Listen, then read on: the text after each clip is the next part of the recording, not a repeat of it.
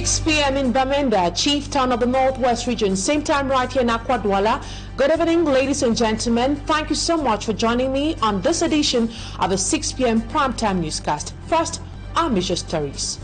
Despite the continuous crackdown on the population of the Northwest and Southwest regions, the governors of both regions during a security meeting urged parents to send their children to school this academic year. Both governors assured the population that security measures have been taken in order to ensure a hitch-free back to school. But the million-dollar question is, are schools in the Northwest and Southwest regions really safe? Answers in this edition of the news. And also, we'll tell you tonight, our newsroom critically looks at the economic ties between China and Cameroon while questioning if the massive presence of Chinese in the country is either to the advantage or disadvantage of the population. Those are major stories. Stay with us for details and more.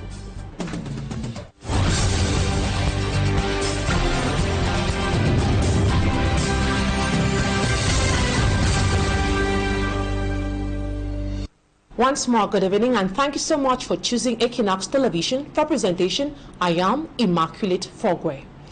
The death of two women in Bamenda 2 subdivision, Northwest region of the Cameroon, has left many of its inhabitants to ask questions about their safety. A businesswoman by name Evelyn, who disappeared on August 24, 2024, was only discovered dead and buried at Azam Junction. Meantime, another lady known as Florence was allegedly killed in Batu in a planned ambush. Inhabitants are requesting that authorities tighten security in these localities. Magic and Gabriel reports. It was a sad day for road users and inhabitants of Azam neighborhood in Bamenda 2 subdivision as they were overtaken by the discovery of a lifeless body already at a decomposed stage, buried by the roadside. The woman by name Florence was last seen on August 24, 2024, when she left the house to sell food. The driver who took her from the market complained of a tire puncture on the way, so she decided to take a commercial motorcycle, and since August 24th, her whereabouts wasn't known until we got information about a lifeless body at Azam's. Upon our arrival, we realized she was the one because of her hairdo and her footwear we saw outside. They asked the woman where he and he sell for market that day. He talks say we put the hairstyle. It was family members who dug out the decomposed body of Florence for onward burial. Still in Bamenda 2 subdivision, family members of late Evelyn still remain inconsolable after the death of their mother and child, who was brutally murdered by some men with arms. She was from the market and decided to go drop money for her daily contributions. I don't know if it was something planned, but they waited when they were coming before they were stopped. Without asking any questions, they were shot and phones taken away. They didn't even ask them questions. As in just drop food. Just say no. The two women they know. They don't finish the talk. All questions that they ask them. For now, the perpetrators of this act are still to be caught, but it's alleged it was a planned act from a group of people. And now, within the context of the socio-political crisis, the governor of the Southwest region, Benau Kalabilai, challenges municipal and regional councillors in the region to campaign for an effective back to school. He was speaking during a preparatory meeting in Boya in the presence of education stakeholders. And in the Northwest region, the governor equally urged the population to brave insecurity by sending their children to school. Our reporter A.C. Luciliengo gives us details on what was said in the course of both meetings. Next academic year draws to a close. Administrative and education stakeholders in the Southwest region are raising concerns about the security situation of the region marked by separatist attacks. The preparations for the resumption of the 2024-2025 academic year in our region are taking place in a context marked by repeated threats and acts of intimidation from separatists. This was during a preparatory meeting ahead of the 2024-2025 academic year. In the course of the meeting, the regional delegate for secondary education gave a resume of schools which have not been operational as a result of the crisis. Manu division has 47 schools that are not functioning, public, and Meme division has 42 public schools. Fako has 5. Kope Maninguba has 10, Libialem has 15, and Ndian has 12. Governor Bena Okalia Bilai challenged all municipal councillors, regional councillors, as well as members of parliament to go back to their constituencies to ensure a smooth run of the next academic year. Next week, all of them should go to their base to accompany the children to schools, to demonstrate that the school is very important. The mobilization should be a general mobilization.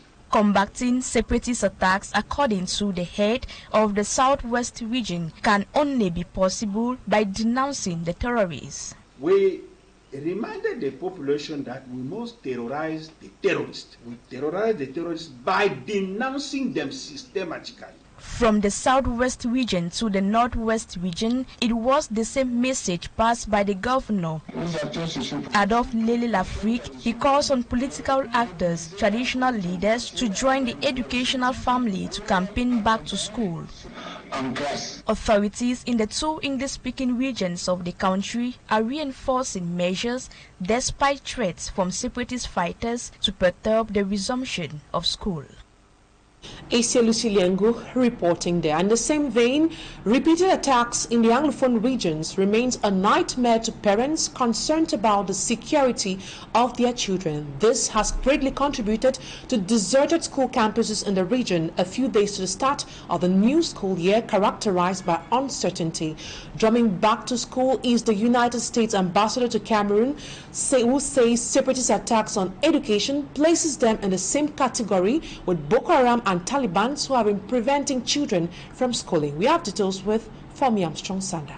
The attack and killing of 3 national security elements at Butingi Buya, the shooting of a commercial motorcycle rider in mile 14 Buya, and the burning of a township taxi at mile 16 are the most recent security incidents recorded by the Southwest Regional Headquarters, Buya, late August and early September 2024, as the armed conflict in the Anglophone regions rages on. As days narrow to the start of the new academic year in Cameroon, amid heightened preparations in other parts of the country, the physical and psychological impact of the conflict becomes more visible on Buya, like in most parts of the region. At the government bilingual high school mile 16 Buya, the campus is almost completely deserted, with no signs of parents and teachers enrolling or seeking admission. However, the last days are being used in the school for cleanup. In his office, the school principal tries hard to sensitize and convince my 16 parents that all is in order for September 9th, 2024.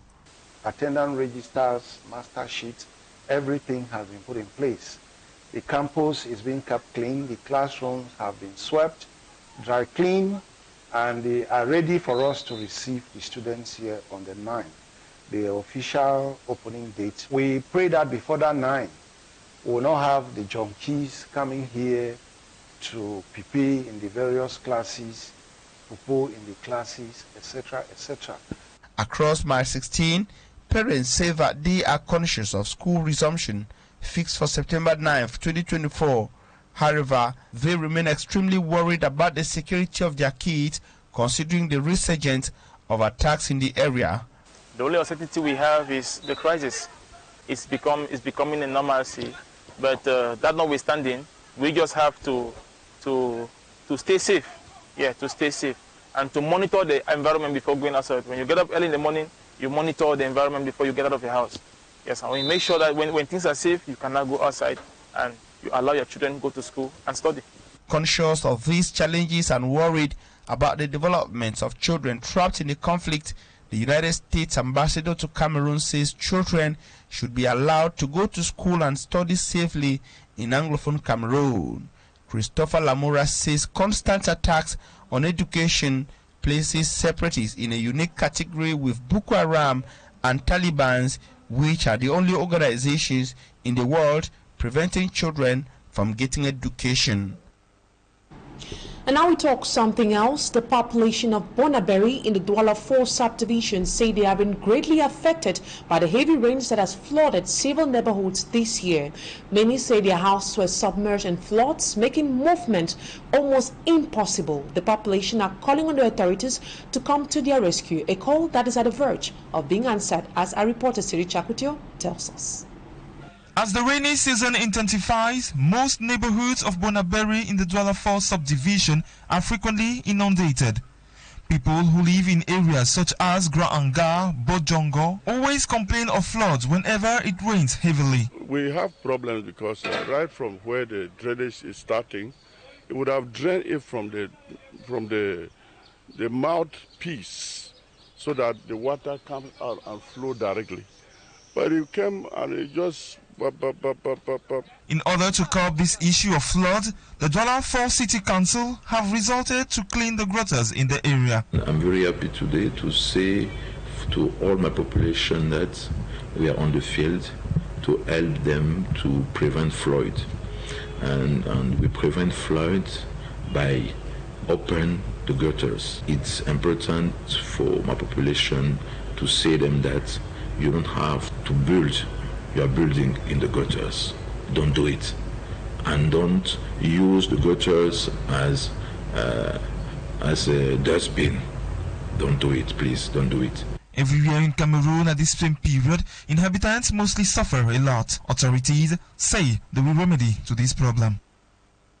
And we stay right here in the city of Douala, where Cameroonian traders at the Douche market in Accra decry injustice slammed them by authorities who instead favor the Chinese traders over them. Speaking to some traders, they paint an imbalanced trade situation with expatriates who do not only grow in business in Cameroon but also overshadow Cameroonians in every aspect of life. They implore authorities to take concrete actions, as Innocent Aze tells us. An entire business hub in the city of Douala, baptized Marché Chinois, implying the Chinese market. The name explains it all. The Chinese dominate Cameroonians in terms of shop occupation. Left with nothing, Cameroonians market their goods on verandas and pedestrian tracks. Cameroonians selling outside. Petit traders help a lot in the booming of the economy, but the council itself is divided on outside there. You see this building is a Chinese man that is the owner of this building, or us, we are tenants. If you see the way they treat us here, sometimes we just succumb to them just because we want to down to that one to meet up certain things. According to these traders, Cameroonians are victims of imbalanced trade with the Chinese. On the onset, when the Cameroon government and the Chinese government, they had to come together to see how they can do to boost things in Cameroon. The notion was that it will help Cameroonians to have to be employed. But if you check around the shops here, you see that they don't employ. And if they succeed to employ Cameroonians, they'll pay at least 30,000, 50,000. It won't help. Just check house rent in Douala is how much. They bring their own Chinese people, they pay them millions, they sign contracts. A situation brought about by several factors, including limited capital, high cost of procuring a shop, difficulty to obtain a Chinese visa, and others. Meanwhile, at first, at the beginning, where they come, they look for sales agents like Cameroonians, where the people selling and employ them to them. They are not doing wholesale, they are not retailing. If you go to the company that they build, they produce product, you see most of that they bring outside. These Cameroonians blame the government for prioritizing Chinese than its citizens, thus qualifying this as injustice. Their seasons are good every day. Can't say divide. Okay, if you see that parking space, that people pay for the parking space, and their veranda, the frontage, they even stop people to stay in front of the fortress, which is not correct. Their wish is for authorities to take actions favoring the minority Cameroonians in this Chinese market before they are sent out by the expatriates. Now to the sad story. Popular Cameroonian actress and comedian Kentop Celine Ogel, popularly known as Mami Tong, gave up the ghost today after weeks of battling with stroke. The 54-year-old died at the Douala General Hospital. Siri Chakutio takes us to our family residence. Ours to us the tears. You fought, your children are proud of you. Thank you to all the fans. It is through these words of tribute that the death of the Cameroonian actress Angèle Kenso, known as Mamie Tong, was announced to the public.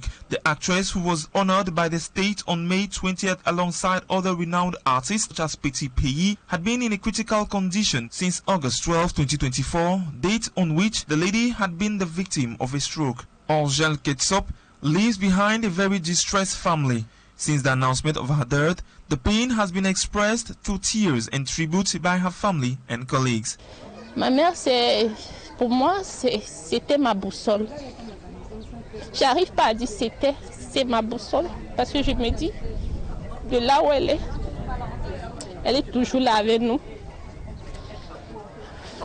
J'ai perdu ma jambe, elle était toujours là. Je n'ai jamais faibli parce qu'elle me disait toujours, il faut toujours se battre. Et je sais, de là où elle est, qu'elle veillera sur nous. J'ai perdu mon Dieu sur terre, comme on dit souvent. La coco, comme on s'appelait souvent. C'est tellement difficile. C'était une icône, une légende qui vient de nous quitter. Vraiment, c'est une grosse perte pour le cinéma camerounais. C'était une maman rassembleuse qui ne savait pas distinguer les enfants. Elle ne distinguait pas les personnes. Du coup, vraiment, elle a créé tellement d'amour. Mais s'il y a une vérité, c'est que c'est chacun qui sait pourquoi il pleure. Tout le monde va pleurer, mais après, c'est pas tout le monde qui viendra à la maison regarder les enfants. C'est pas tout le monde qui viendra me dire. The 54-year-old actress made headlines with her participation in the realization of several film productions such as New Wife, Foyer Polygamique, Ennemi Intime, Madame Monsieur, Bataille de Chérie, and many more films which showed a woman of character but caring. On social network, public personalities and her professional family are mourning the death of a woman who was also honored by President Paul Biya for her works with her honorary distinction of the Cameroonian Order of Merit received on the 20th of May 2024. The musician Petit Pays on his Facebook page says, "It is with deep sadness and great emotion that I learned of the passing of our dear Mamie Tong. In this moment of pain, I would like to express my most sincere condolences. Mamie Tong was not only a talented actress, but also a shining soul who touched so many lives, both on stage and in everyday life." Salatiel, on his part, regrets the departure of an actress with great talent. The singing star continues by highlighting the sudden contrast of the feelings provided by the works of the deceased and the pain of her loss. Mamie Tong dies at the age of 54 at the General Hospital of Douala. May her soul rest in peace. Indeed, Sedi Chakutio, may her soul rest in perfect peace. And now we take you out of the country, where a Ugandan athlete dies in disturbing circumstances less than a month after she took part in the Paris Olympics. Meantime, Nigerians groan under the weight of increasing fuel prices and scarcity, while in France, a new prime minister has been appointed by President Emmanuel Macron. A round of his stories with our reporter, Babile Jonathan. Ugandan Olympic athlete Rebecca Cheptegei has died at the Kenyan hospital, where she was being treated after 80% of her body was burned in an attack by her partner. She was 33 years old. A spokesperson at Moi Teaching and Referral Hospital in Eldoret City, Owen Menash, confirmed Cheptegei's death on Thursday. Menash said the long-distance runner died early morning after all her organs failed. She competed and finished in the 44th place in the women's marathon at the Paris Olympics less than a month before the attack. Trans-Nzoia County Police Commander Jeremiah Ole Kosium said that Cheptegei's partner, Dixon Jema, bought a jerrycan of petrol, poured it on her, and set her ablaze during a disagreement last Sunday. Njema was also burnt and was being treated at the same hospital. Nigerians have been hit by a double blow of chronic fuel shortages and a hike in prices by the state-owned oil company, the Nigerian National Petroleum Corporation, NNPC, which imports the country's fuel and distributes it to private sellers, blamed its debts and rising global prices for its difficulty in getting fuel. Many people have been left stranded with long queues at petrol stations nationwide. Commuters in Lagos have been lining up at bus stations, but there are very few buses operating. French President Emmanuel Macron has named Michel Barnier as Prime Minister in a bid to end a political stalemate that has mired the country since early July. President Macron charged Barnier with forming a government on Thursday, according to an announcement shared by the Élysée Palace. Barnier is no stranger to domestic French leadership. He has previously served in 4 cabinet positions, including as Minister of the Environment, Minister of State for European Affairs, Minister of Foreign Affairs, and Minister of Agriculture and Fisheries. He received 2 appointments in the European Commission and acted as the bloc's chief negotiator in the protracted talks to shape the terms of Britain's exit from the European Union. Staffman Babla Jonathan ending this first part of the news. Talking Point is up next.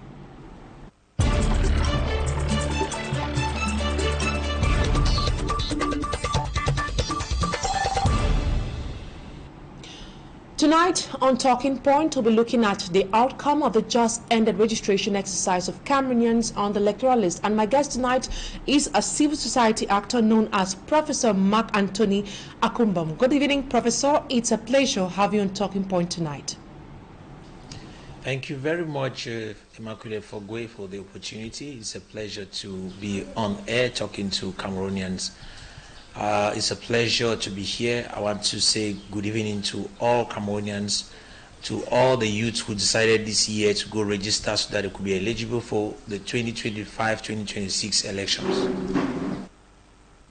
Professor Mark Anthony, the Director General of Elections Cameroon, Eric Esuse, says 755,085 Cameroonians registered their names on the electoral list this year, making a total of 8,160,960 registered persons.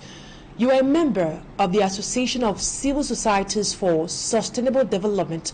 The group is reputed for mobilizing Cameroonians to get themselves registered on the electoral list. Does these figures correspond with your expectations and calculations? If you remember, I think that was in June that they came out informing us that we had over 1 million persons who had registered in that year. That was in June.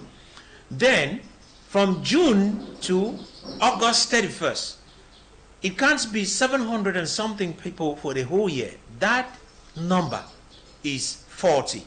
And this is more discouraging than I could ever imagine. The work that we did, just us, not to talk of other associations, as civil society organizations, that we went out, we made sure we mobilized a lot of people. Political parties did the same. And if I want to be sincere, I will tell you we should be talking of over 20 million people who registered or less. If we have to be we need to come down, it should be about 15 million people. But if we are still talking about 8 million, then there is a problem with the number of 700 and something thousand people registered this year. It is not correct, and I will not in any way endorse that number.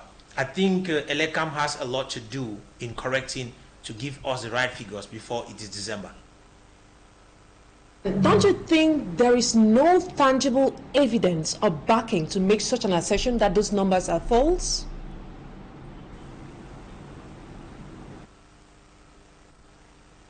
Yes, we might not have proof, but I still think that every right-thinking Cameroonian who saw the turnout of Cameroonians going to vote, it even provoked a lot of ministers. In fact, a minister to come out to say massive registration does not mean winning an election.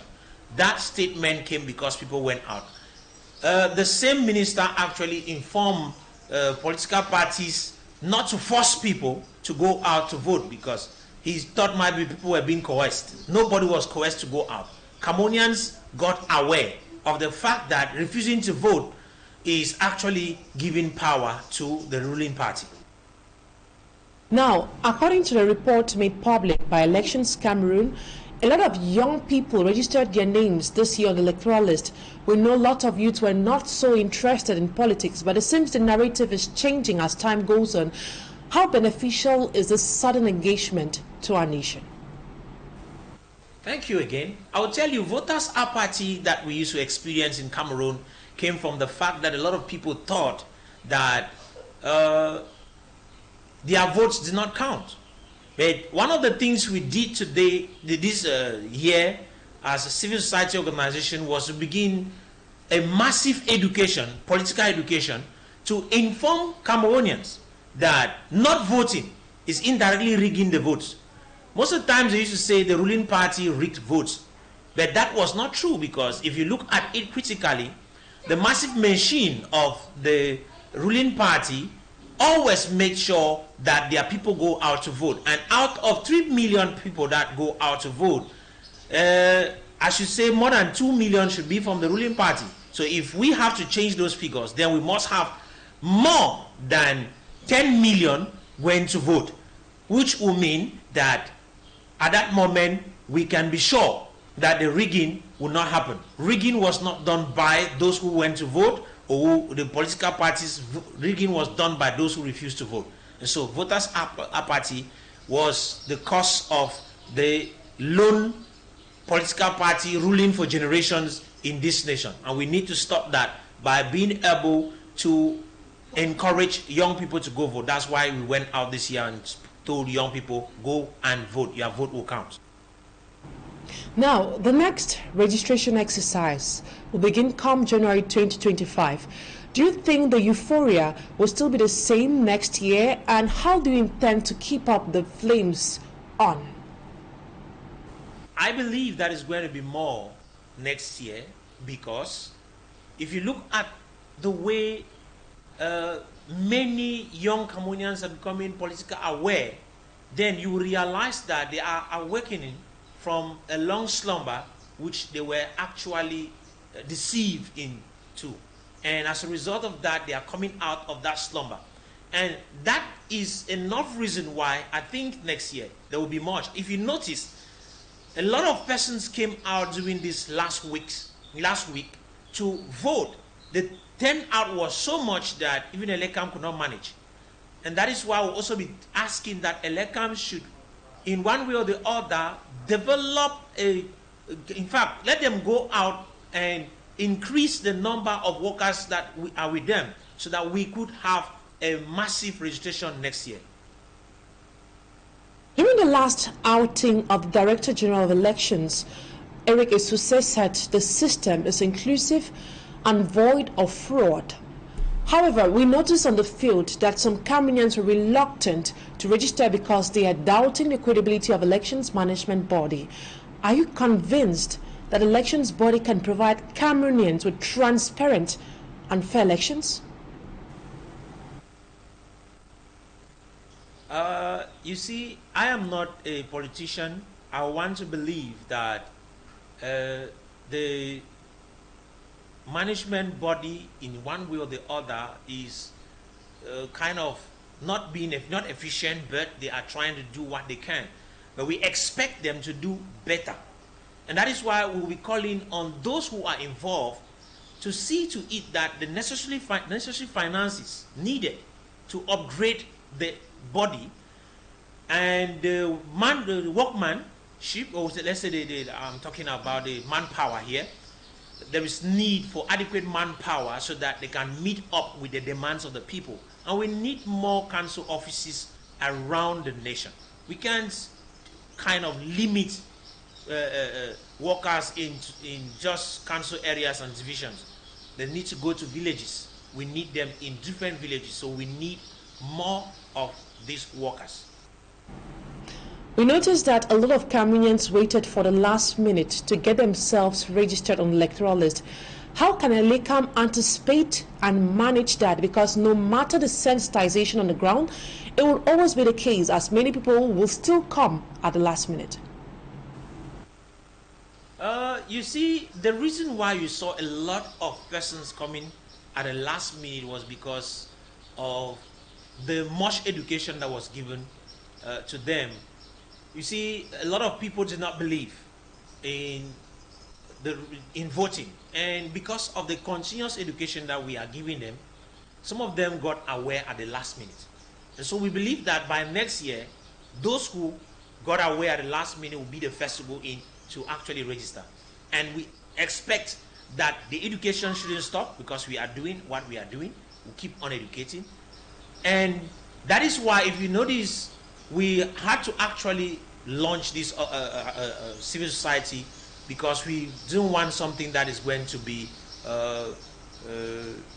just maybe people just going out to work without a legal backing. We have it's a registered organization, and that for that reason we are doing what we can to make sure that we encourage Cameroonians to vote, and we are going to be there as well to protect their votes. Thank you so much, Professor Mark Anthony, for accepting my invitation. It is a pleasure, and I want to say you should keep on doing the great work you are doing here, and I want to greet some persons, which, if you permit me, I want to say hello to my family, and I say good evening to you. Professor Mark Anthony, Civil Society actor, thank you for your time. And that's what we gathered for you on today's edition of the 6 p.m. primetime newscast on Equinoxe Television. Have a lovely evening in the company of more interesting programs on Equinoxe TV. Coming up next is Equinoxe with Serge Alan Otto. Bye-bye for now.